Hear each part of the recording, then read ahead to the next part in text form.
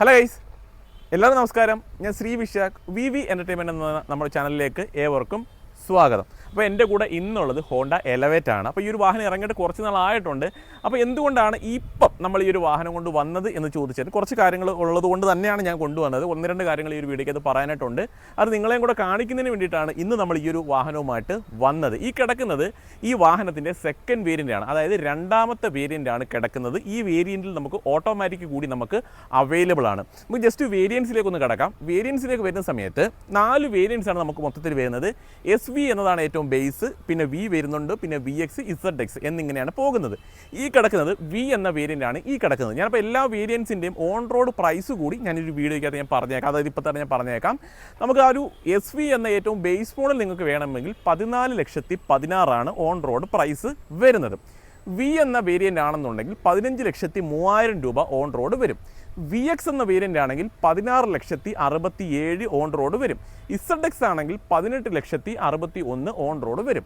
അതായത് ഈ കിടക്കുന്ന വാഹനത്തിൻ്റെ ഒരു മാനുവൽ വേരിയൻ്റ് ആണ് നിങ്ങൾക്ക് വേണ്ടതെന്നുണ്ടെങ്കിൽ 19 ലക്ഷം രൂപയ്ക്ക് ഉള്ളിലാണ് ഇതിൻ്റെ ഓൺ റോഡ് പ്രൈസ് വരുന്നത്. ഇവിടുന്ന് തന്നെ നമ്മൾ ഓട്ടോമാറ്റിക്കിലേക്ക് കടന്നു കഴിഞ്ഞാൽ V മുതൽ നമുക്ക് ഓട്ടോമാറ്റിക് കിട്ടും. Vയിലേക്ക് വന്നാൽ 16,32,000 ഓൺ റോഡ് വരുന്നത്. VX ആണെങ്കിൽ 17,96,000 ഓൺ റോഡ് വരും. ZX എന്നതാണെങ്കിൽ 19,92,000 ഓൺ റോഡ് പ്രൈസ് ഈ ഒരു വാഹനത്തിന് വരുന്നുണ്ട്. ഏകദേശം 4,300 സംതിങ് അടുപ്പിച്ച് ലെങ്തൊക്കെ വരുന്നൊരു വാഹനം തന്നെയാണ്. അത്യാവശ്യം നല്ല ബൂട്ട് സ്പേസും ഗ്രൗണ്ട് ക്ലിയറൻസും ഒക്കെ നമുക്ക് അവൈലബിൾ ആണ്. കുറേ കാര്യങ്ങൾ നമുക്ക് ഈ വീഡിയോയ്ക്ക് പറയാനുണ്ട്. അത്യാവശ്യം വാല്യൂ ഫോർ മണി ആയിട്ടുള്ളൊരു വാഹനം, ബേസ് മോഡലും വാല്യൂ ഫോർ മണി തന്നെയാണ്. ഇതിലേക്ക് വന്നു കഴിഞ്ഞാൽ നമുക്ക് അത്യാവശ്യം വേണ്ടുന്ന ഫീച്ചേഴ്സൊക്കെ ഈ ഒരു വാഹനം നമുക്ക് അവൈലബിൾ ആണ്. 1.5 ആണ് എഞ്ചിൻ ഓപ്ഷൻ നമുക്ക് വരുന്നത്. പെട്രോളിൽ മാത്രമേ ഈ ഒരു വാഹനം നമുക്ക് കിട്ടുകയുള്ളൂ. അപ്പോൾ ആരെങ്കിലും ഒക്കെ ആ ഒരു എന്താ പറയുക, ഈ കിടക്കുന്നത് V ആണെന്ന് പറഞ്ഞു. Vയുടെ മാനുവലിന് 15,03,000, അതേപോലെ തന്നെ ഓട്ടോമാറ്റിക്കിന് 16,32,000 ഓൺ റോഡ്. അതായത് 15,03,000, 16,32,000 ഇതിൻ്റെ ഓൺ റോഡ് പ്രൈസ്. ആ ഒരു പ്രൈസ് മനസ്സിൽ വെച്ചുകൊണ്ട് വേണം നിങ്ങൾ ഈ ഒരു വീഡിയോ കാണാനായിട്ട്. പിന്നെ ഒന്ന് രണ്ട് കാര്യങ്ങൾ ചെയ്യണം. ഫോഗിൽ നമുക്ക് ചെയ്യേണ്ടതായിട്ടുണ്ട്. വീഡിയോയിലേക്ക് വരാം. നമ്മുടെ ഇൻസ്റ്റാഗ്രാം പേജ് എല്ലാവരും ജസ്റ്റ് ഒന്ന് ഫോളോ ചെയ്തേരെ. ഞാൻ VV എൻ്റർടൈൻമെൻറ്റ് സെർച്ച് ചെയ്താൽ മതി, നമ്മുടെ പേജ് കിട്ടും. ഫോളോവേഴ്സ് കുറവാണ്, എല്ലാവരും ജസ്റ്റ് ഒന്ന് ഫോളോ ചെയ്തേക്കാം. ഷോർട്ട് വീഡിയോസൊക്കെ നമ്മൾ അതിനകത്തും നമ്മൾ ഇടുന്നുണ്ട്. സമയമില്ലാത്തവരാണെങ്കിൽ ജസ്റ്റ് അതെടുത്ത് നിങ്ങൾക്ക് കണ്ടു നോക്കാവുന്നതാണ്. ഇതിലേക്ക് നമുക്ക് വരാം. അപ്പോൾ ഇതിലേക്ക് വരുന്ന സമയത്ത് ഒന്ന് രണ്ട് കാര്യങ്ങൾ നമുക്ക് തുടക്കത്തിൽ പറയാനുള്ളതെന്ന് വെച്ച് കഴിഞ്ഞാൽ നമ്മുടെ ഏറ്റവും പുതിയ അമേസ് വന്നു. അപ്പോൾ അമേസിലേക്ക് വന്ന സമയത്ത് നമ്മുടെ ഈ ഒരു എലവേറ്റുമായിട്ട് ഒരുപാട് സാമ്യമുണ്ട് ആ ഒരു വാഹനത്തിന്. അതുകൊണ്ടാണ് ഈ ഒരു വാഹനത്തിൻ്റെ വീഡിയോ ചെയ്തേക്കാം എന്ന് കരുതിയത്. നമ്മൾ ജസ്റ്റ് ഈ ഒരു ഹെഡ്ലാമ്പിലേക്ക് വന്നു കഴിഞ്ഞാൽ ഈ ഒരു ഹെഡ്ലാമ്പിലേക്ക് വരുന്ന സമയത്ത് ഈ ഒരു ഏകദേശം ഈ ഒരു സെയിം ഹെഡ്ലാമ്പ് യൂണിറ്റ് തന്നെയാണ് നമ്മുടെ അമേസിലും ഹോണ്ട എന്ന ബ്രാൻഡ് യൂസ് ചെയ്തിട്ടുള്ളത്. ആ ഒരു സ്ക്വയർ ടൈപ്പ് ഡിസൈനും ഒരു LED ടൈപ്പ് ഡിസൈനും അതുപോലെ ഈ ഒരു പോർഷനിലുള്ള DRലും അതേപോലെ ഈ ഒരു ക്രോം എലമെൻറ്റിലേക്ക് വന്നു കഴിഞ്ഞാലും നമുക്ക് ആ ഒരു സെയിം രീതിയിലുള്ളൊരു ക്രോം എലമെൻ്റ് ഒക്കെ തന്നെയാണ് നമുക്ക് ആ ഒരു അമേസ് എന്ന വാഹനത്തിലും അവർ നൽകിയത്. അപ്പോൾ വലിയ എഫേർട്ടൊന്നും അതിനകത്ത് വന്നിട്ടില്ല. അപ്പോൾ ഒരു എല്ലാമൊക്കെ സെയിം തന്നെ ആയതുകൊണ്ട് തന്നെ ജസ്റ്റ് ഇവിടെ നിന്നെടുത്ത് അങ്ങോട്ട് വെച്ചു ആ ഒരു രീതിയിലുള്ളത് മാത്രമേ ഉള്ളൂ. ആ ഒരു ഗ്രില്ലിൻ്റെ ഡിസൈനിലേക്ക് നമ്മൾ ഇതിൻ്റെ വന്നു കഴിഞ്ഞാലും ആ ഒരു വലിപ്പമേറിയ ഗ്രില്ല് ആണ് ഈ ഒരു വാഹനത്തിൽ വരുന്നത്. നമ്മളത് അമേസിലേക്ക് വന്നു കഴിഞ്ഞാൽ എങ്ങനെയാണ് സെയിം തന്നെയാണ്, ഈ ഒരു വലിപ്പത്തിൽ തന്നെയാണ് നമുക്ക് ആ ഒരു ഗ്രിൽ യൂണിറ്റ് നൽകിയിട്ടുള്ളത്. അപ്പോൾ അത് എനിക്ക് അതിനകത്തൊരു പോസിറ്റീവ് ഘടകം എനിക്ക് തോന്നി. എന്താണെന്ന് വെച്ച് കഴിഞ്ഞാൽ നമ്മൾ അമേസ് കാണുന്ന സമയത്ത് ആ ഒരു SUVയുടെ ആ ഒരു ലുക്ക് കൂടി നമുക്ക് കിട്ടുക. നമ്മൾ ഈ ഒരു എലവേറ്റ് കണ്ട് നമ്മുടെ മനസ്സിൽ കിടക്കുന്നതുകൊണ്ട് തന്നെ ആ ഒരു ഡിസൈൻ പാറ്റേൺ അതിനകത്ത് വന്നതുകൊണ്ട് തന്നെ ആ ഒരു SUV പോലെ നമുക്ക് ചില ഒരു ഫീല് നമുക്ക് കിട്ടും. കുറച്ചൊരു വലിപ്പമൊക്കെ നമുക്ക് ആ ഒരു സെഡാനല്ല എന്ന് ഇതിലേക്കൂടെയൊക്കെ നോക്കുമ്പോൾ നമുക്ക് ആ ഒരു ഫ്രണ്ട് പോർഷൻ നോക്കുന്ന സമയത്ത് നമുക്കൊരു സെഡാനല്ല എന്നൊരു തോന്നൽ വരുന്നുണ്ട്. ഇത് എൻ്റെ പേഴ്സണൽ അഭിപ്രായമാണ്, മറ്റുള്ളവരുടെ കാര്യം എനിക്കറിയില്ല. എനിക്ക് തോന്നിയൊരു കാര്യമാണ്. അത്യാവശ്യം വലിപ്പത്തിൽ ആ ഒരു ഹോണ്ടയുടെ ലോഗോ ഒക്കെ വരുന്നുണ്ട്. ഒരുപാട് ക്രോം എലമെൻറ്റോ നമുക്ക് ഈ ഒരു ഫ്രണ്ട് പോർഷനിലില്ല. ജസ്റ്റ് ആ ഒരു ടോപ്പ് വരുന്ന മാത്രം ആ ഒരു ക്രോം എലമെൻറ്റേ ഉള്ളൂ. കുട്ടിയിലൊക്കെ നല്ല ക്യാരക്ടർ ലൈൻസ് ഒക്കെ നല്ല ബോൾഡായിട്ട് തന്നെ ആ ഒരു സൈഡിലത്തെ ആ ഒരു കട്ടിങ്സും കാര്യങ്ങളൊക്കെ നൽകിയിട്ടുണ്ട്. അതൊക്കെ നല്ല രസമുണ്ട് കാണാനായിട്ടും. ഈ രണ്ട് സൈഡ് നോക്കിക്കഴിഞ്ഞാൽ നല്ല ഹൈറ്റ് വരുന്നുണ്ട്. ആ ഒരു ഹെഡ്ലാമ്പിൻ്റെ ഈ ഒരു ഹെഡ്ലാമ്പും ആ ഒരു പോർഷൻ നോക്കിയാൽ നല്ല ഹൈറ്റ് വരുന്നുണ്ട്. ആ ഒരു കട്ടിങ് ഒക്കെ നൽകിയതുകൊണ്ട് തന്നെ അതൊക്കെ നല്ല രസമുണ്ട്. ഫുള്ളി ബ്ലാക്ക് ഫിനിഷ് തന്നെയാണ് ഗ്രില്ലിലൊക്കെ. പിയാനോ ബ്ലാക്ക് ഫിനിഷ് അങ്ങനത്തെ കാര്യങ്ങളൊന്നുമില്ല. ചെറിയ എയർ ഡാമൊക്കെ വരുന്നുണ്ട്.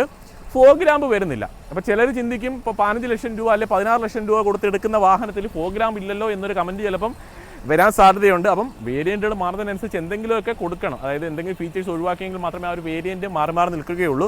അപ്പോൾ ഇത്രയും പൈസ കൊടുത്ത് മേടിക്കുന്ന ഒരു കസ്റ്റമറെ സംബന്ധിച്ചിടത്തോളം 5,000-6,000 കൊടുത്തൊരു ഫോഗ് ലാമ്പ് വെക്കുന്നത് വലിയ ശ്രമകരമായ കാര്യമൊന്നുമായിട്ട് എനിക്ക് തോന്നുന്നില്ല. ഒരു ഫോഗ് ലാമ്പ് വെക്കാവുന്നത് മാത്രമേ ഉള്ളൂ. നിങ്ങൾക്ക് ഒരു ബ്ലാക്ക് ഫിനിഷിലാണ് അത് നൽകിയിട്ടുള്ളത്. അവിടെയും നമുക്ക് വരുന്നതെന്ന് വെച്ചാൽ നമ്മുടെ അമേസിനകത്ത് ഇതിനകത്ത് വന്ന സെയിം ഫോഗ് ലാമ്പ് തന്നെയാണ് വരുന്നത്. ആ ഒരു സ്ക്വയർ ടൈപ്പ് ആ ഒരു LED type fog lamp unit തന്നെയാണ് അതിനകത്തും വന്നേക്കുന്നത്. അവിടെയും പ്രത്യേകിച്ച് ഫോട്ടോ കാര്യങ്ങളൊന്നും വന്നിട്ടില്ല. ഇതിൽ നിന്നെടുത്ത് ഫോഗ് ലാമ്പ് നമുക്ക് അങ്ങോട്ട് തന്നെ വെച്ചിട്ടുണ്ട്. വേറെ കാര്യങ്ങൾ നമുക്ക് ഈ ഒരു ഫ്രണ്ട് പോർഷനിൽ പറയാനായിട്ടൊന്നുമില്ല. വേറെ 360 ഡിഗ്രി ക്യാമറയോ ഫ്രണ്ട് പാർക്കിംഗ് സെൻസർ അങ്ങനത്തെ കാര്യങ്ങളൊന്നും നമുക്ക് ഈ ഒരു വേരിയൻറ്റിൽ നമുക്ക് കിട്ടുകയില്ല.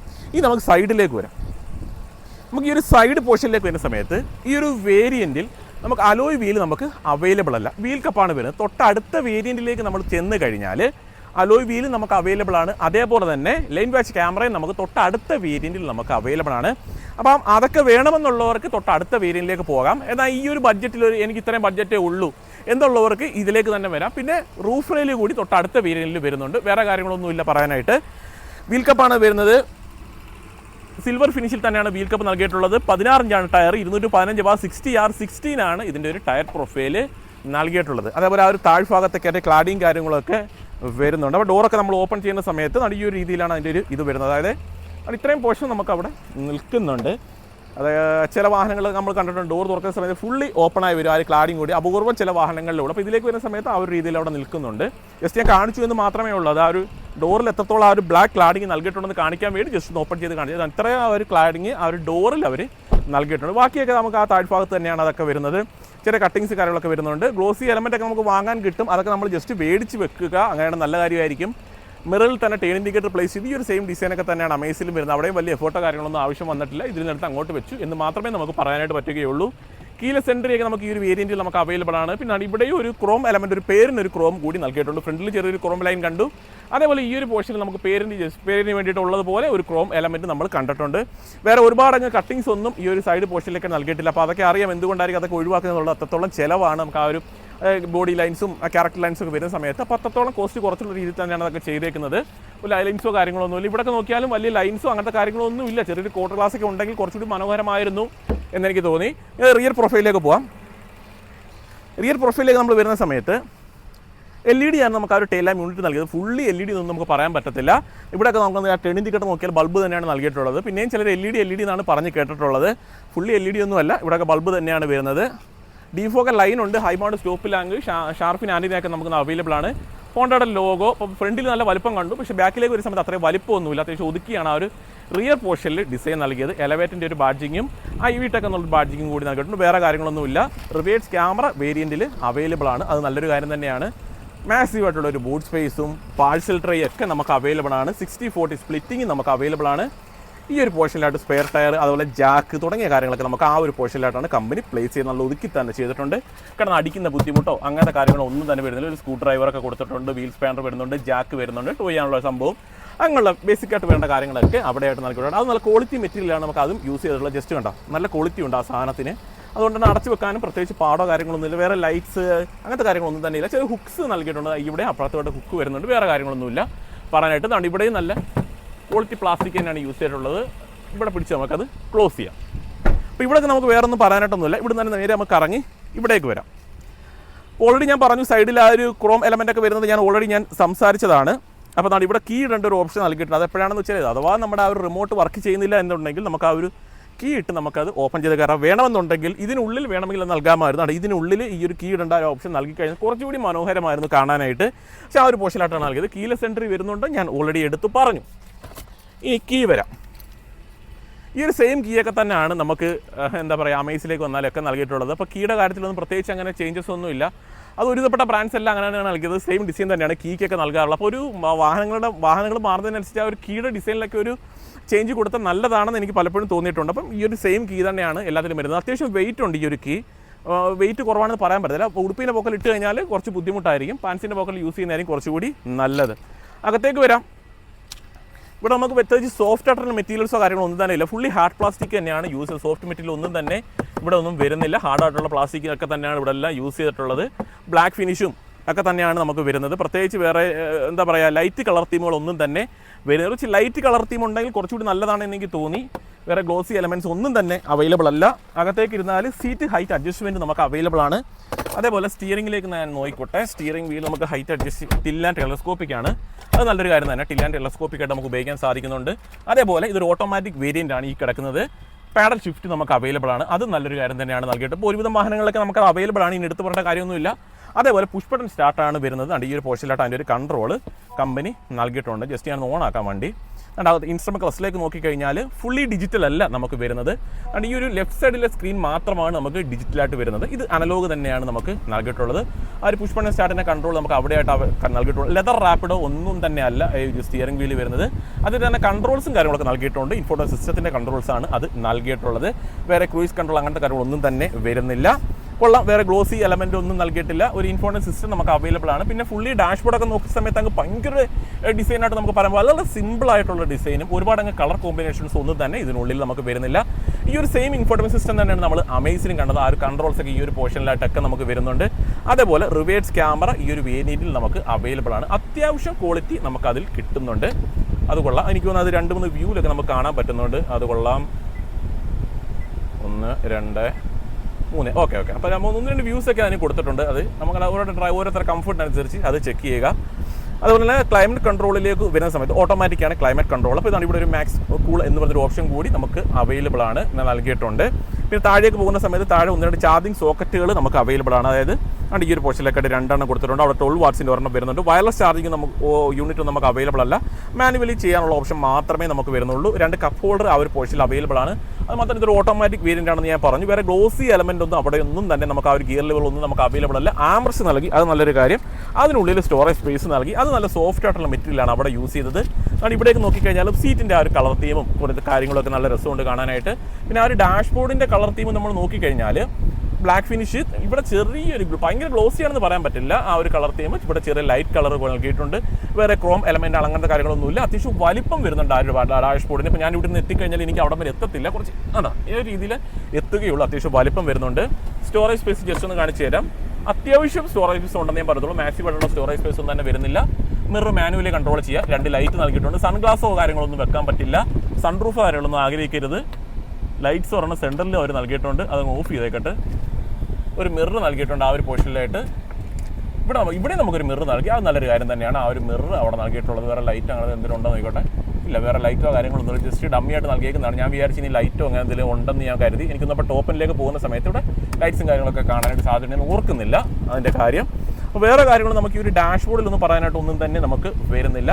അത്യാവശ്യം വേണ്ടുന്ന കാര്യങ്ങളൊക്കെ നമുക്ക് അവൈലബിൾ ആണ്. അത്യാവശ്യം വേണ്ടുന്ന ഫീച്ചേഴ്സ് നമുക്ക് നൽകിയിട്ടുണ്ട്. ഓഫ് ചെയ്തേക്കട്ടെ, വെറുതെ എണ്ണ കളയണ്ട. താഴേക്ക് നോക്കിക്കഴിഞ്ഞാൽ ആ ഒരു ബ്രേക്ക് പെഡലിന് അത്യാവശ്യം വലിപ്പം വരുന്നുണ്ട്. അത് കൊള്ളാം. ആക്സിലേറ്റർ പെഡൽ പ്രത്യേകിച്ച് പുതുമയായിട്ടൊന്നും പറയാനില്ല. ടച്ച് പെഡൽ അവൈലബിൾ ആണ്. അതിൽ ഗ്രിപ്പും വരുന്നുണ്ട്. കാലൊക്കെ വെച്ചിരിക്കാനായിട്ട് പറ്റും.